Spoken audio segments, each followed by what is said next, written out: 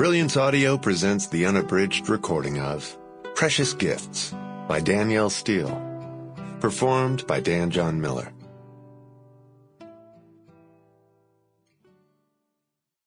Chapter 1. Timmie Parker sat with one leg tucked under her at her desk.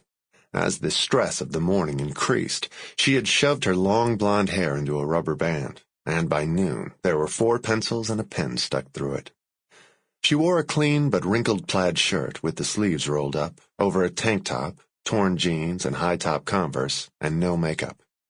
She had the tall, lean, elegant frame of her father. She was 6 feet tall and bare feet, 29 years old, and had a master's in social work from Columbia.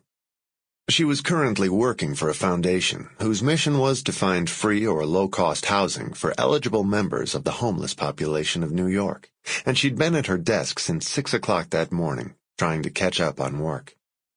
There was a mountain of files on her desk, and she would have liked to find a place to live for every single one, and knew that if she was lucky and continued pounding on government agencies and other resources they used, she'd find a home for 1 or 2 who were eligible. The word eligible was used as a catch-all phrase to filter out all those who needed it most. It was a sweltering July day, and as usual, her air conditioner wasn't working. She could already tell it was going to be one of those days where nothing worked quite the way she wanted it to, and she'd be delivering bad news to some of her most desperate clients. Heartbreak was her stock in trade. She lived in a permanent state of outrage over the injustices in the system and how ineffective it was to help her clients. Helping the homeless had been her passion since her teens.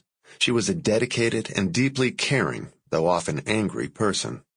Her tirades over social issues at the dinner table in her youth had been frequent, and she had spent all the years since trying to do something about it. Above all, Timmie Parker wasn't a quitter. She worked tirelessly for those she served, and once she found them housing, she stuck with them. Once they were isolated in tiny government-owned efficiency apartments, without the support system they had come to rely on in the streets, loneliness, despair, and suicide became serious risks. Timmie had 100 great ideas about how to make things work better, but there was never enough money or support teams. Poverty programs had been slashed in the economic crisis. Private foundation funds were dwindling too, and no one in government would listen.